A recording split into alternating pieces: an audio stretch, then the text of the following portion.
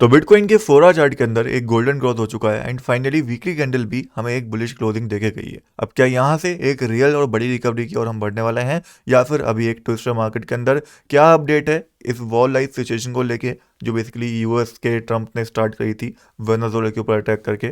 सब आज की इस वीडियो के अंदर समझेंगे इसका इम्पैक्ट क्या पड़ेगा लॉन्ग टर्म में एंड आने वाले कुछ दिनों के अंदर कहाँ एंट्री बनेगी, कौन से ऑल्ट कॉइन्स अच्छे हैं, बुलिश हैं। सब कुछ आपको रियल इन्फॉर्मेशन मिलेगी, लास्ट तक देखना है क्योंकि आज की ये वीडियो बहुत इंपॉर्टेंट है एंड शायद लास्ट मौका होगा आपके लिए एंट्री लेने का।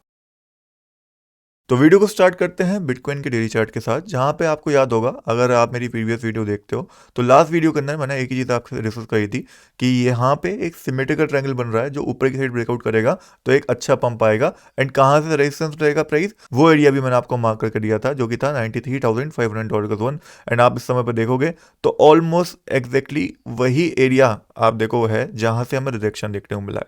अगर आपने मेरे साथ बाइंग करी होती अच्छा प्रॉफिट बना होता, बट फिलहाल मिस हो गई है तो घबराने वाली बात नहीं है, दोबारा मैं आपको एक मौका दूंगा। अभी डेली चार्ट को छोड़ दो, साइड में कर देते हैं, यहाँ से कोई क्लियरिटी नहीं मिल रही। एक शॉर्ट टर्म चार्ट ओपन करते हैं जो कि है 4 आवर चार्ट।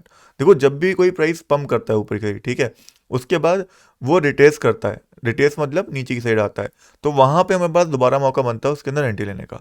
चलती हुई ट्रेन में चढ़ोगे, चलते हुए प्राइस कितना चढ़ोगे तो गिरने का डर रहेगा, यहाँ पे लॉस होने का डर रहेगा।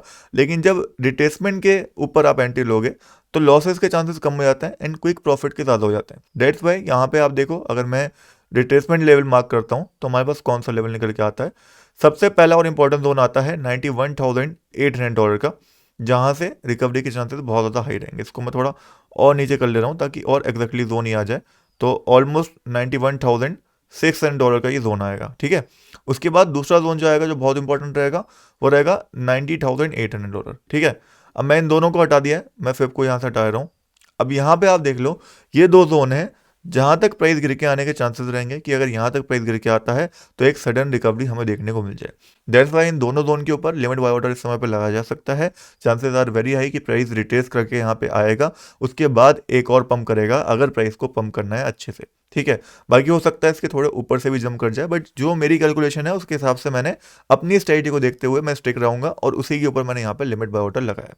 सेम यहाँ पे अगर मैं देखता हूँ यूएसडीटी डोमिनेंस को इस समय पे, तो वीकली चार्ट में इसने डायरेक्शन लिया जो कि एक अच्छी बात है। अगर अपना ये लो ब्रेक ब्रेक यहाँ पे कर देता है वीकली में तो बहुत अच्छा हो जाएगा बिटकॉइन के लिए।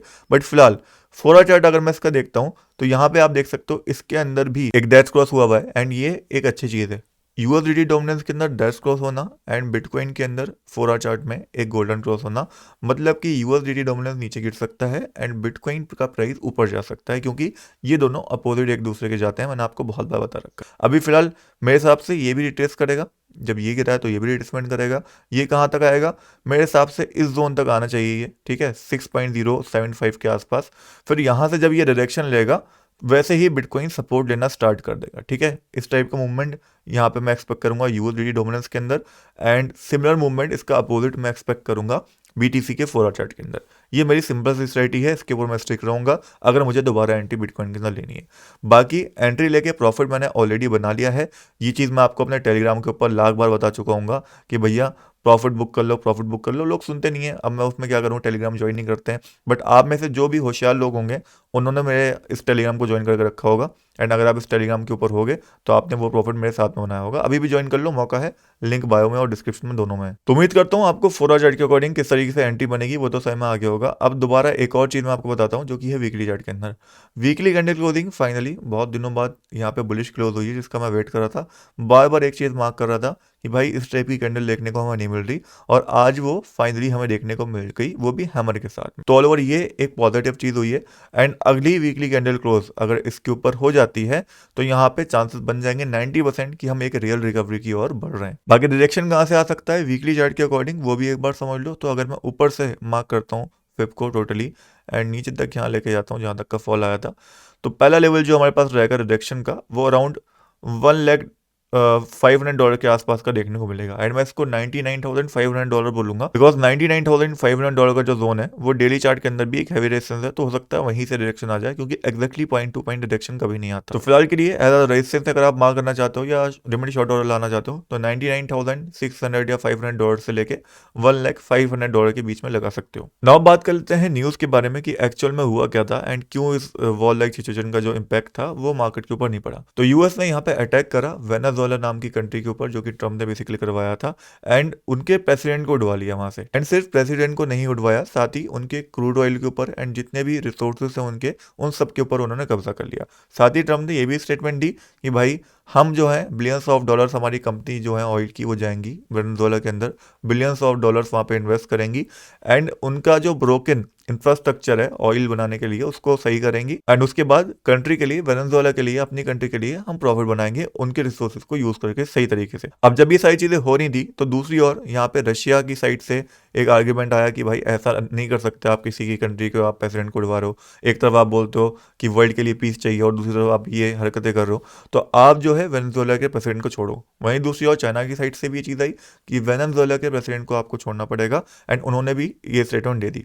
तो कहीं ना कहीं रशिया चाइना एक तरफ से यूएस के ऊपर बोल रहे हैं कि आप प्रेसिडेंट को छोड़ो, वहीं दूसरी ओर यूएस कह रहा है मैं नहीं छोड़ने वाला एंड मैं इनके जो रिसोर्सेज है उसके ऊपर कब्जा करूंगा एंड उसका यूज करूंगा। अब यूज क्यों करना चाहता है यहाँ पे ट्रम्प या फिर यूएस, उसको आप समझो। तो इस समय पे अगर मैं बात करूं यूएस के ऊपर, जो नेशनल डेब्ट है वो आप देख सकते हो $38 ट्रिलियन से ज्यादा हो चुका है, ऑल टाइम हाई के ऊपर अपने जा चुका है। और वेनेजुएला का अगर मैं बात करता हूं तो $14 ट्रिलियन से लेके $17 ट्रिलियन के टोटल रिसोर्सेज इनके पास हैं, जिसमें सबसे ज़्यादा ऑयल इनके पास है, नेचुरल गैस में 8 लार्जेस्ट वर्ल्ड वाइड रिजर्व इनके पास है, आयरन ओर में 12 लार्जेस्ट, जो इसकी वैल्यू लगभग $400 बिलियन की है करंट प्राइस के हिसाब से, वो रिजर्व इनके पास है। गोल्ड भी इनके पास बहुत ज़्यादा है, अदर मिनरल्स लाइक कॉपर, कोल, बहुत सारे मिनरल्स इनके पास आपको मिल जाएंगे। तो वेनेजुएला जरूर एक छोटी कंट्री है, इसका नाम शायद आपने सुना भी नहीं हो, लेकिन इनके पास जो रिजर्व है, जो ऑयल रिजर्व है या बाकी सारी चीज़ें हैं, वो इतनी ज़्यादा है कि वो यूएस के जो लोन है, जो यहाँ पे डेप्ट है, उसको चुकाने में बहुत ज़्यादा हेल्प कर सकती हैं। एंड नहीं भी चुकाती तो यूएस के अंडर जब इतना ज़्यादा ट्रिलियंस ऑफ डॉलर का एसिड आ जाएगा तो कहीं ना कहीं वो उसको एक एडवांटेज देगा। एंड डेट्स वाई इसका जो इम्पैक्ट है वो यूएस की स्टॉक मार्केट पे चाहे हो या फिर बिटकॉइन के ऊपर, वो पॉजिटिव हम बढ़ता हुआ दिखा है, क्योंकि यूएस के अंदर जो चीज़ें हो रही हैं, यूएस के अंदर अगर फाइनेंशियली पॉजिटिव चीज़ें हो रही हैं तो बिटकॉइन उसके ऊपर पॉजिटिवली रिएक्ट करता है। तो उम्मीद करता हूँ आपको ये सारी चीज़ें, ये सारी थ्योरी समझ में आ गई होगी क्या चीज़ें हैं, इसके ऊपर क्या ओपिनियन है कमेंट्स में आप बता सकते हो। फिलहाल ऑल्ट कॉइन्स के बारे में बात करते हैं। तो सबसे पहले टोन कॉइन हमारे पास है, जिसका अपडेट मैंने आपको लास्ट टाइम दिया था, बाइंग बताई थी, अभी अच्छे प्रॉफिट में, चाहो तो बुक कर सकते हो। रिटेसमेंट करेगा तो दोबारा एंट्री बनेगी। रिटेसमेंट के लिए सिंपल सा मैंने आपको जैसे बिटकॉइन के अंदर बताया था वही सेम थ्योरी इसके अंदर आपको यूज करनी है एंड 1.775 के ऊपर लिमिट बाय ऑर्डर ला देना है। Then we have Render coin, जिसके अंदर लास्ट टाइम मैंने बताई थी, अभी ऑलरेडी बुलिश देखने को मिल रहा है। 2.755 एक रेजिस्टेंस जोन है, यहाँ पे प्रॉफिट बुक करने का देख सकते हैं।